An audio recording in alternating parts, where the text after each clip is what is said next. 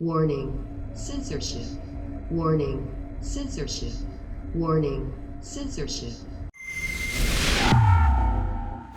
You know the coronavirus doesn't affect children, right? I mean, it's as close to zero as possible.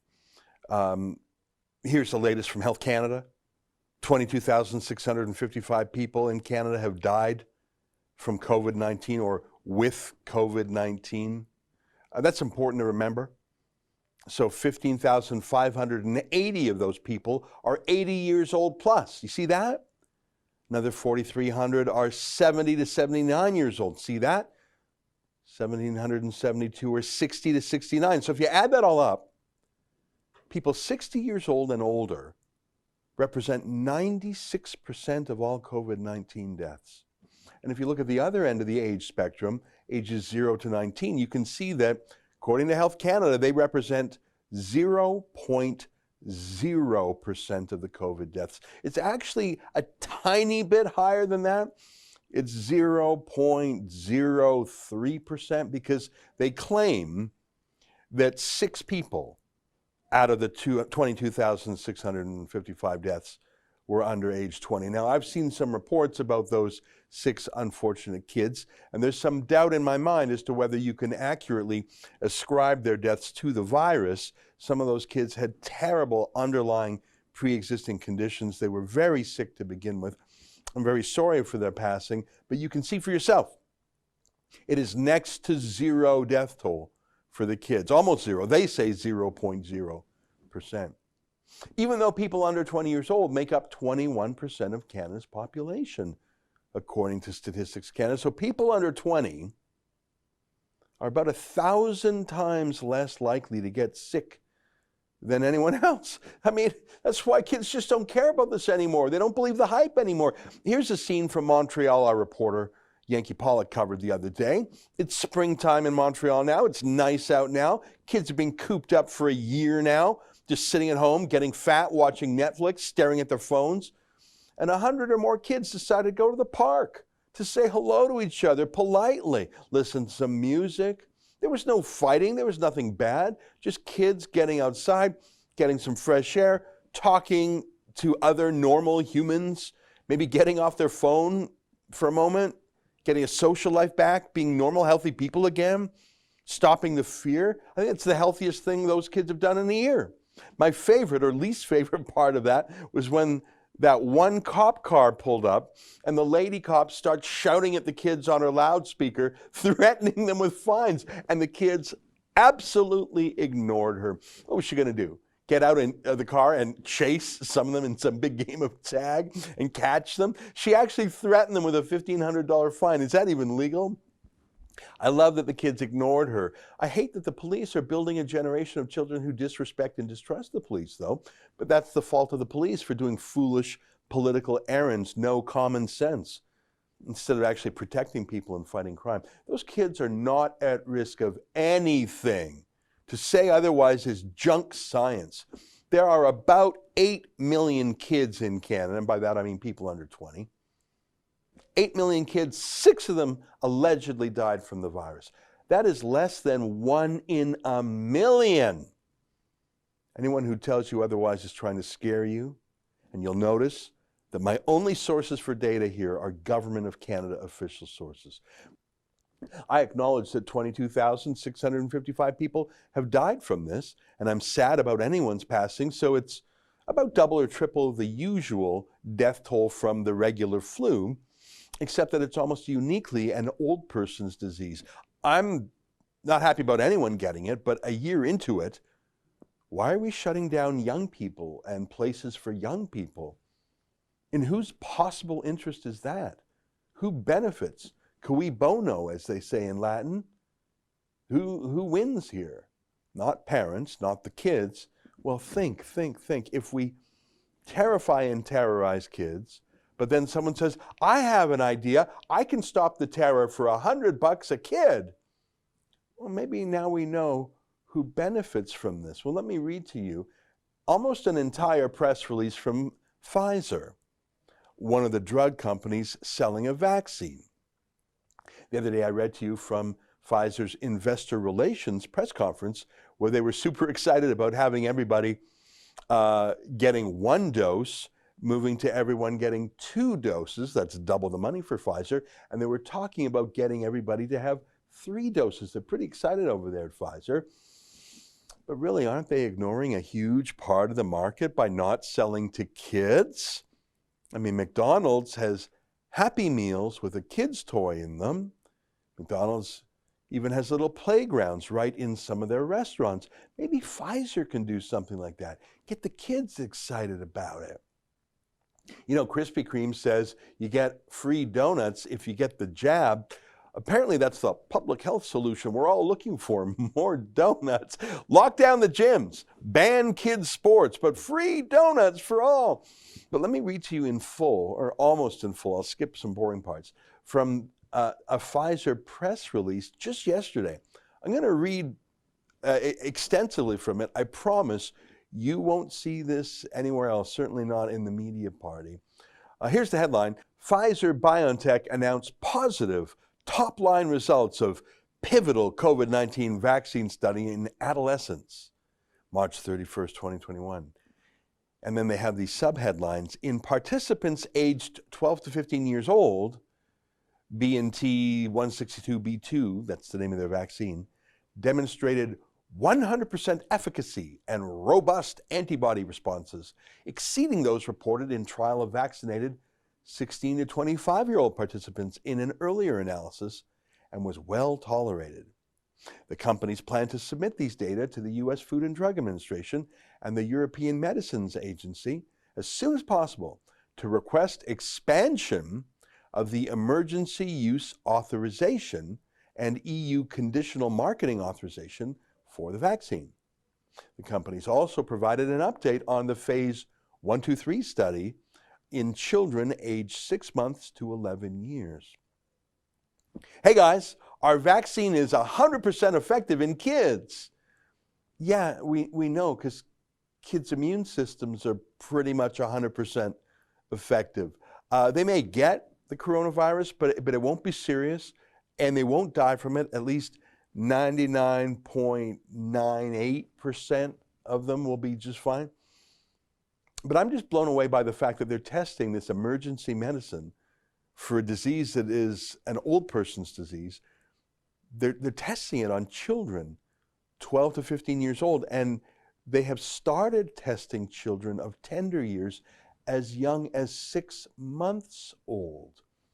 What kind of parent tests a gene therapy drug? That's how it's described in the science.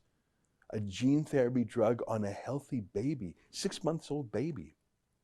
That baby's still nursing. That baby can't speak. That baby communicates in part by crying. Okay, so, is this baby crying because all babies cry, or is this baby crying because you're testing a radical new emergency medicine on a baby? Who the hell would let their child be used as a lab rat in such an experiment? In college, I had a buddy who was always really short of money and desperate, and he signed up for a medical experiment. And he told me what it was like, basically hanging out all day with other people who were desperate for cash, smoking cigarettes and playing pool and board games. And he made that money, but it was just him, an adult, a single guy who needed cash. He made his decision for himself. But how desperate for cash do you need to be to let a pharmaceutical company test their experimental vaccine on your 6-month-old baby for a disease that is a worry for people over 80 years old? Is that even ethical to do that to a baby? Here, I'll read more. It's a press release. New York and Mainz, Germany. Pfizer Inc. and BioNTech today announced that in a phase 3 trial in adolescents 12 to 15 years of age with or without prior evidence of SARS coronavirus 2 infection, the Pfizer-BioNTech COVID-19 vaccine, BNT162b2, demonstrated 100% efficacy and robust antibody responses, exceeding those recorded earlier in vaccinated participants aged 16 to 25 years old, and was well tolerated. These are top-line results from a pivotal phase 3 trial in 2,260 adolescents. Quote, "We share the urgency to expand the authorization of our vaccine to use in younger populations and are encouraged by the clinical trial data from adolescents between the ages of 12 and 15, said Albert Bourla, Chairman and Chief Executive Officer, Pfizer. We plan to submit these data to FDA as a proposed amendment to our emergency use authorization in the coming weeks and to other regulators around the world, with the hope of starting to vaccinate this age group before the start of the next school year, unquote. There you go. They're in a real rush, aren't they? Wow, they want to vaccinate your children before the next school year. That's just a few months away.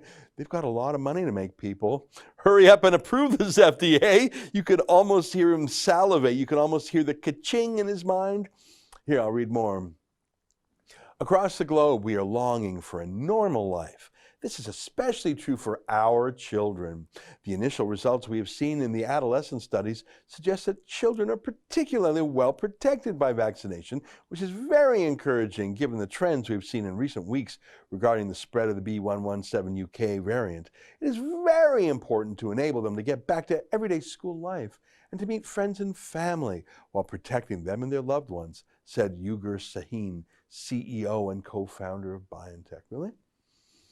I actually read their investor presentation the other day. They're pretty eager to not have things go back to normal. They're pretty eager to have a third shot requirement. They're pretty eager to extend this emergency as long as possible. It's true that kids want to get back to normal life, but face mask theater and lockdowns and unnecessary vaccines, that is not normal life. And hey, Pfizer executives, why don't you test this drug on your kids first, not on mine? I'm going to read a paragraph with some jargon in it, but I think it's still understandable. About the phase 3 data from adolescents 12 to 15 years of age, the trial enrolled 2,260 adolescents 12 to 15 years of age in the United States. In the trial, 18 cases of COVID-19 were observed in the placebo group, 1,129 people, versus none in the vaccinated group, 1,131 people. Vaccination with BNT162b2, that's the vaccine, elicited coronavirus neutralizing antibody geometric mean titers of 1,239.5, demonstrating strong immunogenicity in a subset of adolescents 1 month after the second dose. Sorry for the jargon, I'm almost through it. This compares well, was non-inferior to GMTs elicited by participants aged 16 to 25 years old in an earlier analysis. Further, the vaccine administration was well tolerated with side effects generally consistent with those observed in participants 16 to 25 years of age. Okay, I'm through it. So if you missed that, they give the shot to 1,131 kids, and they didn't give the shot to 1,129 kids. But that second group, they didn't tell which kids got the vaccine or the placebo. So for some of these kids, they pretended it was the vaccine, but it was nothing. And the 18 placebo kids had a case of the virus and none in the vaccine group. But what's a case of COVID-19? I take it no one died in this study. Did anyone even get sick? Or was it just a case? Well, what's a case? Is a case a false positive like this? If you test somebody today, you only know if they're infected today. And in fact, if you're testing in a population that doesn't have very much COVID, you'll get false positives almost half the time. That is, the person actually doesn't have COVID, they have something else, they may have nothing. So we're about to give kids by the millions a vaccine so they don't make a test result positive, not to protect their health, really. Not to stop them from dying, because they're not dying, but to stop cases. I'll read some more. The companies plan to submit these data to the FDA and EMA for a requested amendment to the emergency use authorization of the virus and the EU conditional marketing authorization to expand use in adolescents 12 to 15 years of age as quickly as possible. All participants in the trial will continue to be monitored for long-term protection and safety for an additional 2 years after their second dose. Hang on. So you say you want to get this into kids' arms as soon as possible, before the next school year, but you just said you need to keep looking at these kids for at least 2 more years before you know that they're safe, because you just injected them with it, and it might have a long-term effect.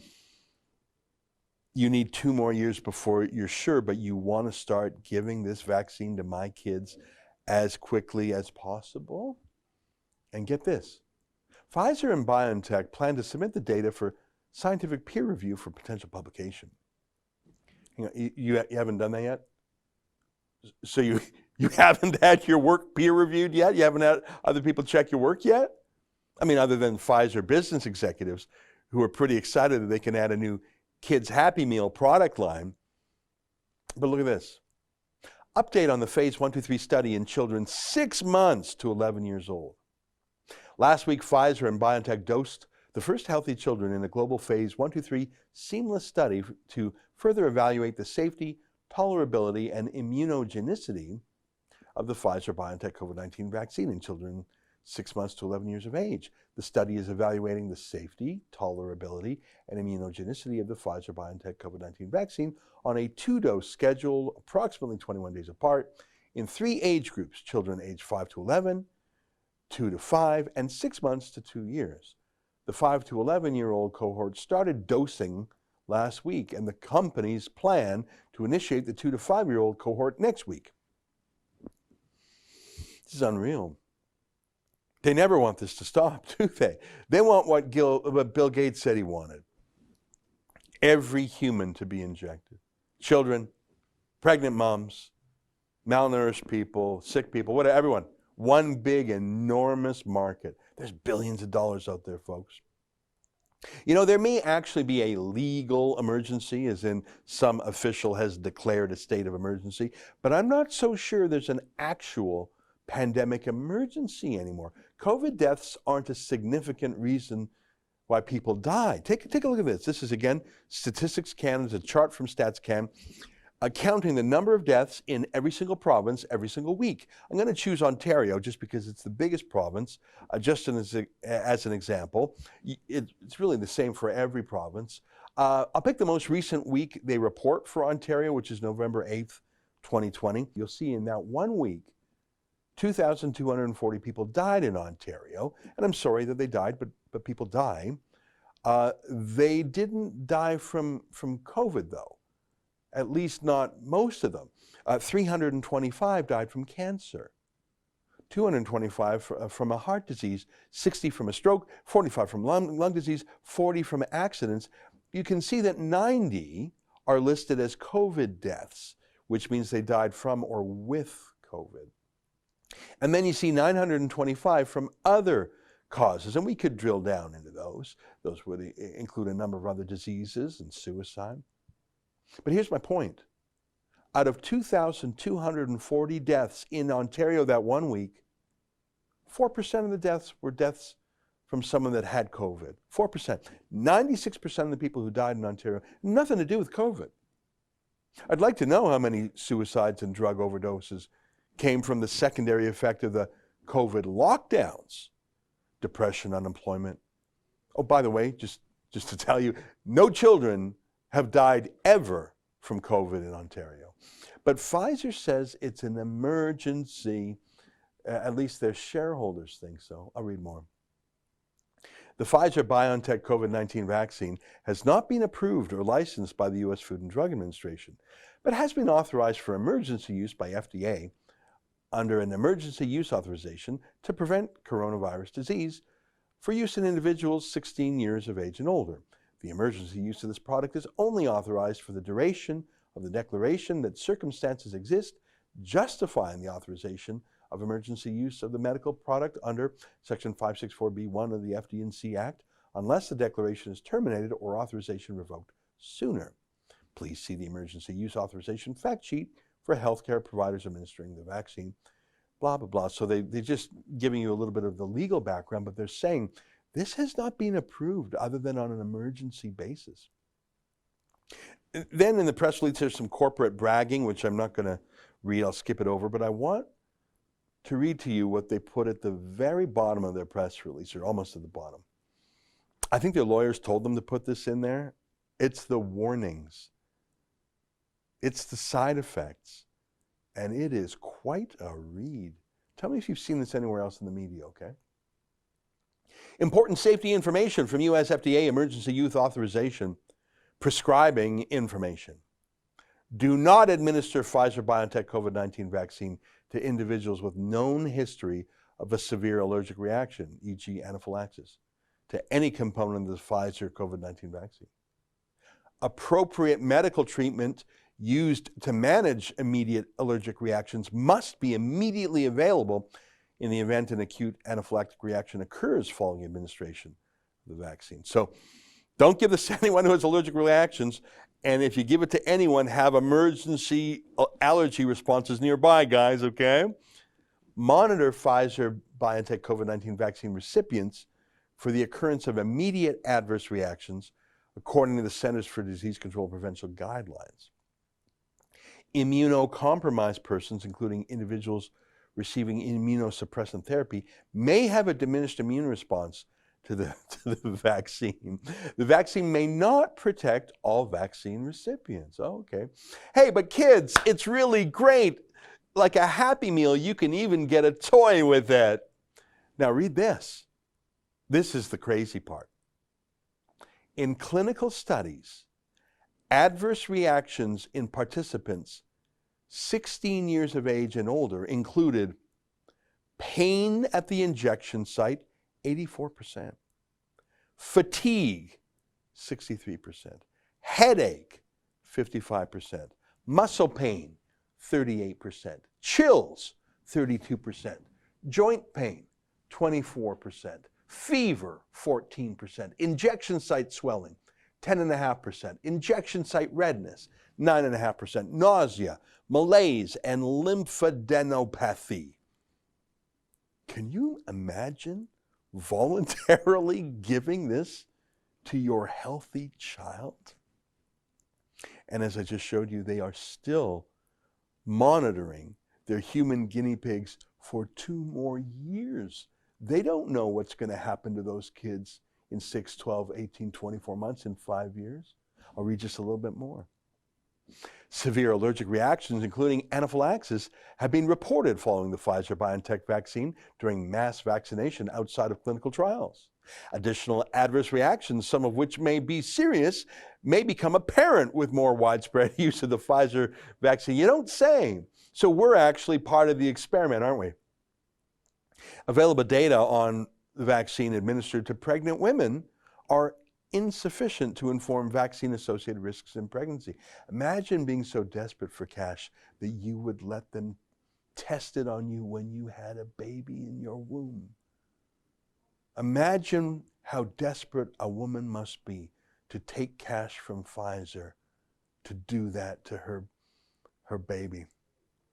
Data are not available to assess the effects of Pfizer vaccine on the breastfed infant or milk production excretion. Oh, you're part of the experiment, guys. And by the way, there's no research on mixing and matching vaccines.